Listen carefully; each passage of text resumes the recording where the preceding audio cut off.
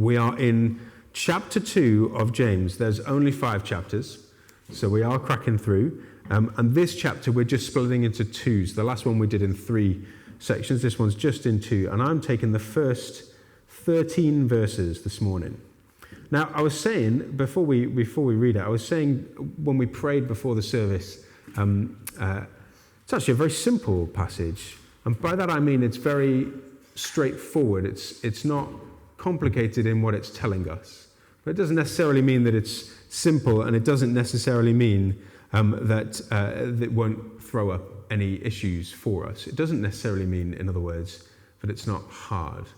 Because the Bible and what God tells us to do can often be very simple at the same time as being very difficult, very hard when it comes to doing it. So let me read, shall I, from the 2nd chapter of James.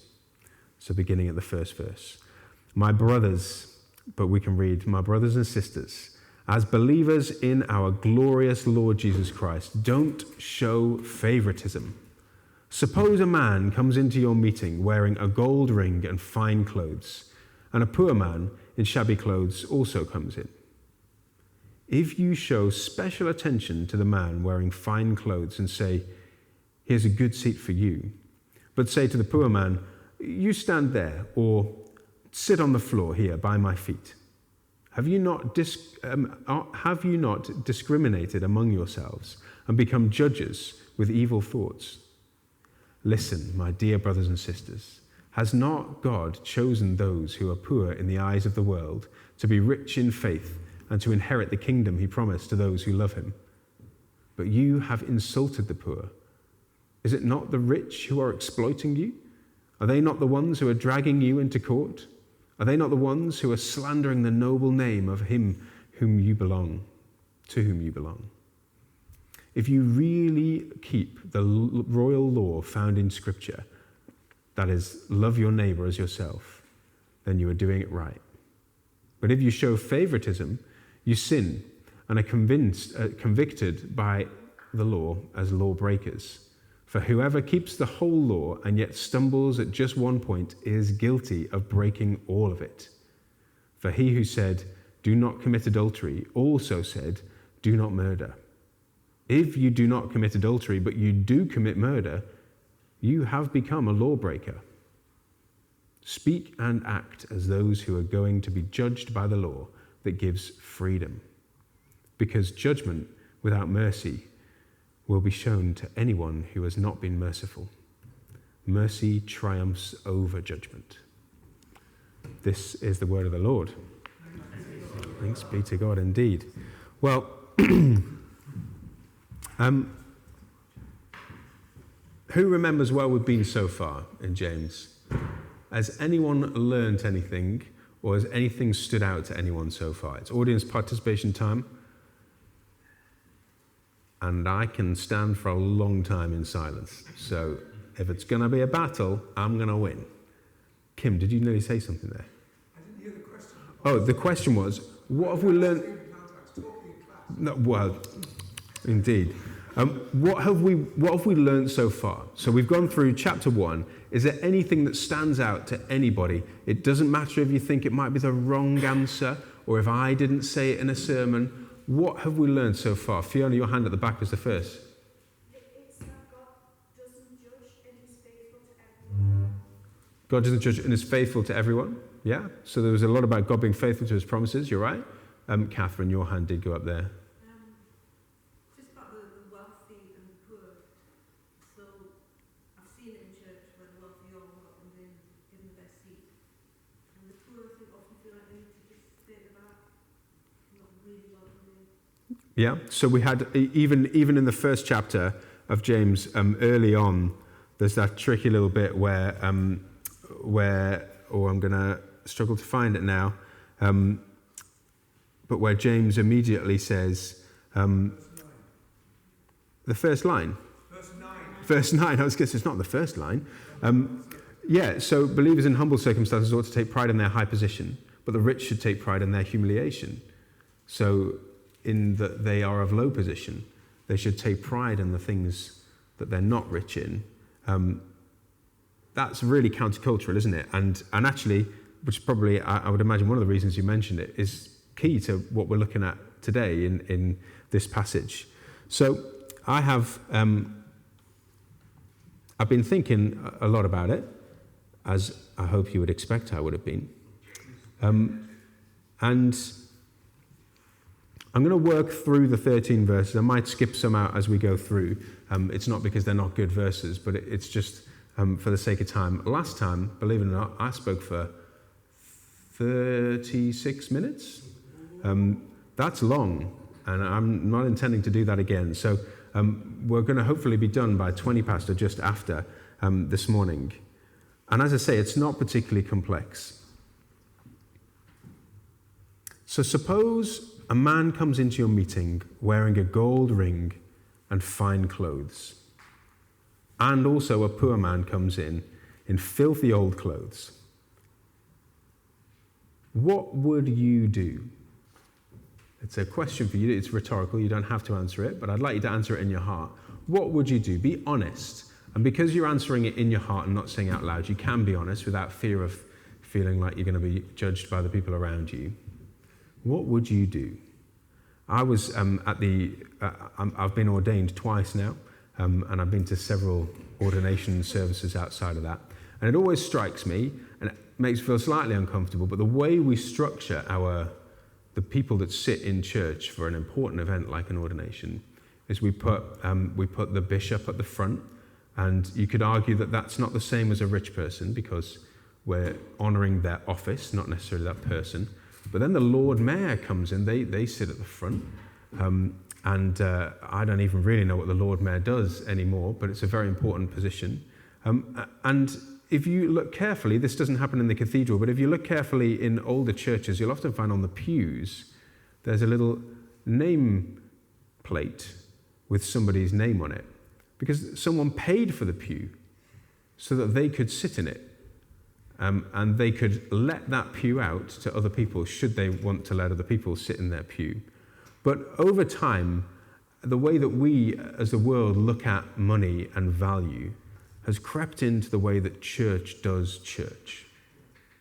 And it's so much part of the fabric of how, I don't know when I'm holding this, I'm not really reading anything. It's so much part of the fabric of how we structure what we do. And I'm talking about, yes, the established church, the Church of England, but also free churches as well. It's so much part of the structure and fabric of what we do that we don't even notice anymore.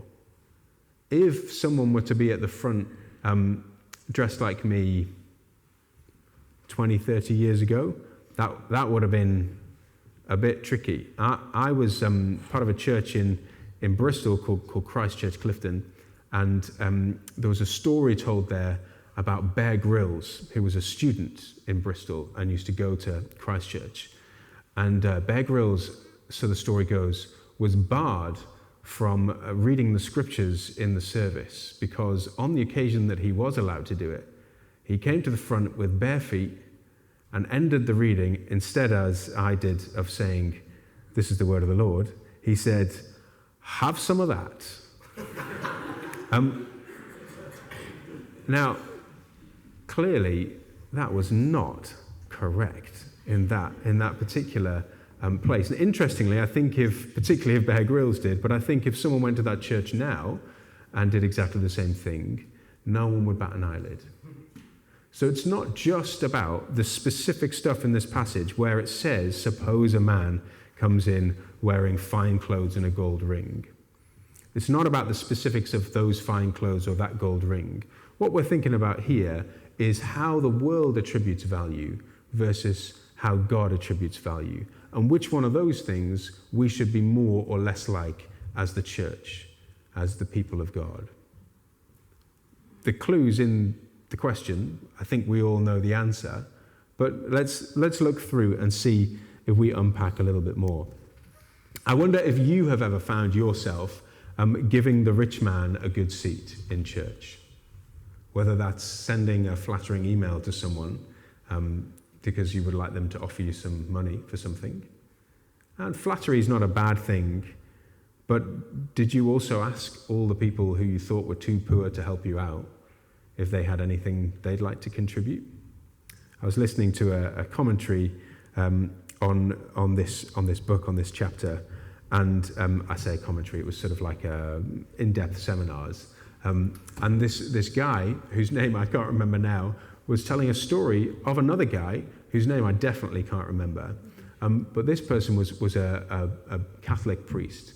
And he was saying, he was so busy, this guy. He had not an hour free for 2 months in his diary. You could see he got his diary open and every slot was filled right up till kind of 10 p.m. at night.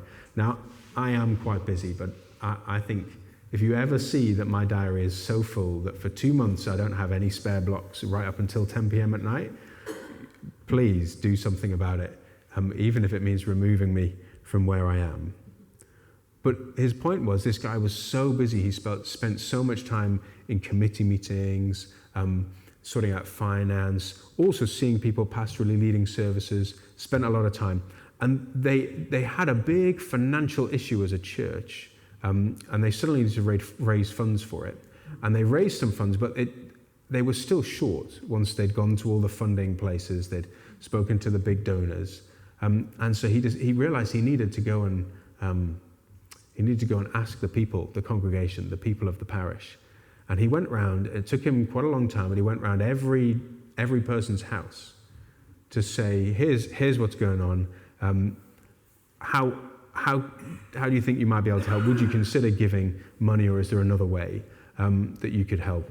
And he found that the people he visited said, you've never visited me once in the entire time I've been in this church, but now that we're in a financial crisis, you've come round to my house and you would like to be friends with me so that I could give you some money. And this guy reflected that was true, and that the time he'd been spending on people was on the people who could do something for him, so who were going to give him big donations. He realized that unintentionally, not trying to dishonor one set of people and honor another, he had fallen into the way the world values people. Now, money is obviously the clear divide being set up here, but we can do this in all sorts of different ways. We can do this by dismissing the young because we think they have nothing to give in a particular situation. And young can mean young like the kids at the back. Young can mean young, they've only just started their working life. Young can mean young, anything younger than you. And of course, it's true the other way around. We dismiss the old because they can't use the internet. Or we dismiss the old because they don't know how things are nowadays.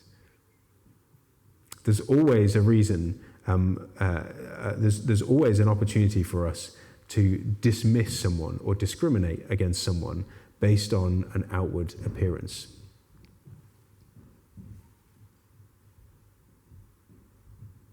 And then in verse 5, James says, "Listen, my dear brothers and sisters. Has God not chosen those who are poor in the eyes of the world to be rich in faith and to inherit the kingdom he promised? He promised those who love him."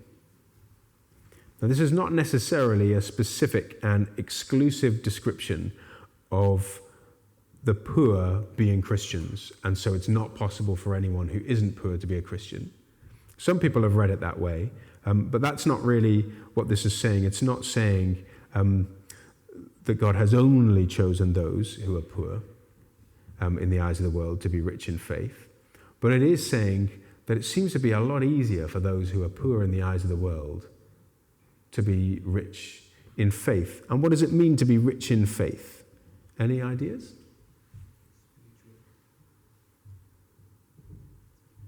Kim? You go to God when you're in trouble. Yeah.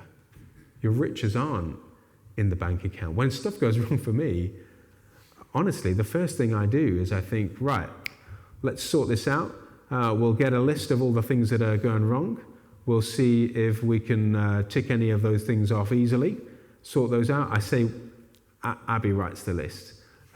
She's much better at that than I am. And then we go through and we see which things we can sort out. And then we think, well, where do we need to put some money to pay someone else to come and help us out with this? Where can we? And sometimes, either when you don't have much means behind you, or, and this works wherever you are on either scale, or when you hit a problem that's so big you couldn't hope to meet those needs, those needs through your own means, whether we talk about money or other resources or skill. That is when we become rich in faith, or at least we have the opportunity to become rich in faith. Because we go to our Father, which is, young folks have been going to their parents for years and years, and saying, can you help me out? I don't have what I need to fix this problem. Can you help me out? And we have faith that He will. Being rich in faith is far richer, ultimately, than being rich in the bank. It's about our dependence on God, our trust in Him, and our confidence in God's provision. Do you remember in the first chapter, there was a point made about not being double-minded, about being confident that God would come through. Being rich in faith isn't just knowing that God is there and could help you. It's knowing that God will help you and resting on that in confidence, trusting that He will. And those people are the ones that will inherit the kingdom. That means the final establishment of God's dominion over your life, over your heart. Yes, in some ways it means that they're the people that will go to heaven, but that's not really, they'll inherit the kingdom. It means that it's expressing something of the now and the not yet. They will inherit the kingdom. It's not happening now. Though we're covered by the blood and we're no longer guilty, we also still do things that require us to confess. There's a now, totally saved, and a not yet, still not the same as Jesus in our everyday practice. And then it says, and it's got an interesting comment on, are not the rich the ones that are exploiting you? And isn't this funny? How we would probably, I'm guessing, honour Rishi Sunak were he to walk through the door just now. In some way. There are a lot of people giving it large right now, giving me some faces that no way, I wouldn't do that. Other people, absolutely not. If Rishi walked in, you would. Partly he'd be surrounded by security, but we would defer. Partly because of an honour of the office that he holds, but partly because it's hardwired in, isn't it?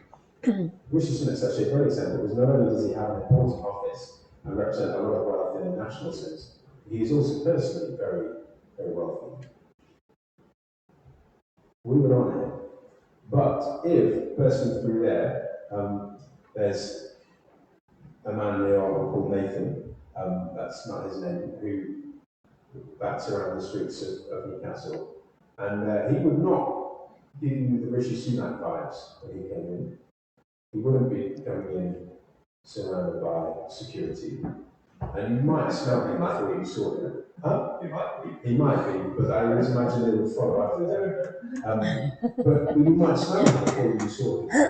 Will we also turn around and defer to that person, find a seat for them, make sure they were well cared for? Now, I think we would, but what would be happening in our hearts? Would we be more worried about the opinion that person has of us, or of Rishi Sunak? We could insert his name, if you like. If you feel better about King Charles, we could insert his name instead. If you really keep the royal law found in Scripture, love your neighbour as yourself, then you are doing it right. But if you show favouritism, you sin and are convicted by the law as lawbreakers. That is the crux verse. That's really all this passage is saying. You can pull a lot more out of it, but essentially it's saying, love your neighbour as yourself. We all love ourselves, however much we struggle with self-worth and self-doubt and everything else. At a core level, we love ourselves enough to feed ourselves, and we love ourselves enough to relate to the world through us all the time. We filter things based on what our opinion is of stuff. If we were to just love other people like we love ourselves, give them the same value we ascribe to what we want people to give us, things will be a lot better. And this point about the law, which is the last point I'm going to pick up on, is interesting. I used to, forgive me if I've done this before, if I've said this to you before, but God sees sin in the same way, differently to us. And it's the same as the difference between an analog signal or a graph and a digital signal. Now, you may feel lost at this point, and you're worrying that I'm going to go into some technical stuff, but I'm not. When you see a graph, you see it kind of goes up and waves around and has lots of peaks and troughs, and it's not all the same. Do I have any nods? Has anyone seen a graph like that before? Yeah. Yeah? So if you imagine if you saw a sound signal represented, would have lots of different things that would be bigger where the sound is bigger, and it would be smaller where the sound is smaller. God doesn't see sin like that. We see sin like that. Well, the little sin that we do isn't important and doesn't matter. But the big sin other people do is massive and does matter. God sees it in a digital way. Digital signals are either on or off. They're either there or they're not. There's sin or no sin. And this is the point that's being made. I often, when speaking about faithful people, particularly someone that don't have a Christian background, and I'm talking about the concept of sin, I'm trying to explain this to people, and they'll say, oh, well, what's wrong with doing such and such a thing? I'm not a murderer. Or we, when we're trying to explain how serious a thing that someone is doing wrong is, say, well, you wouldn't murder someone, would you? And we're trying to conflate the two. And it seems like, oh, that seems a bit harsh, a bit odd, of an odd thing to do. But there's exactly what's happening here. James gives this example of adultery and murder. It says, well, if you haven't committed adultery, but you have murdered, that's still sin. You don't get a free pass because you did okay in one column. You need a completely clean sheet. That's how God views sin. But the purpose here is not so that everyone reading this goes, oh, but I've not murdered or committed adultery, so job done. But that if you commit any sin, then you are sinful. You've fallen short of the standard required. And the point that James is making here is that makes you the same as everybody else. Whether they just got out of prison for something that you would never countenance do, or whether you think they're really quite a good person. We all fall short of the glory of God. And therefore, there's no reason to show any partiality to one over another. Let me just check my notes to see if there's anything profound I need to say before I finish.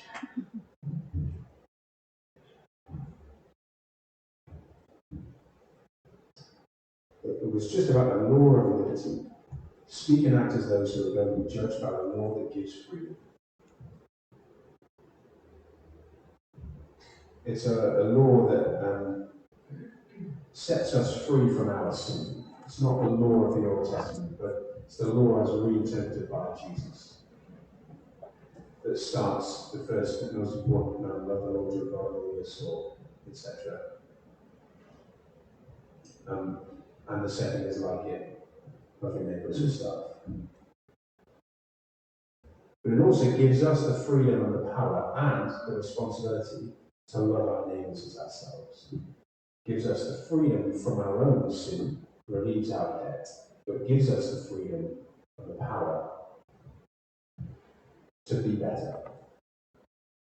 And James is an uncomfortable book because it tells us a lot about what we should be doing. And we're used, particularly in the Church and the West, to hearing lots about how we're saved by grace alone. That is true. But We don't want it to be cheap grace, where it doesn't require anything of us afterwards, where we don't need to continue to change. It makes me think of not something from the Bible, but something from Spider-Man. In 2002, Spider-Man 1 came out. I don't know who remembers that. But Uncle Ben, not the man next to saucers, tells Peter Parker, who's that's the secret, the real identity of Spider-Man, that with great power comes great responsibility. It's one of the most often quoted films as the Bible that I've ever come across. That and if you build it, they will come. Neither of those things are in the Bible, but at least that one from Spider-Man does ring true to what we're reading in James here. We have great power and freedom given to us in the Lord of liberty, but we've got to do something with it.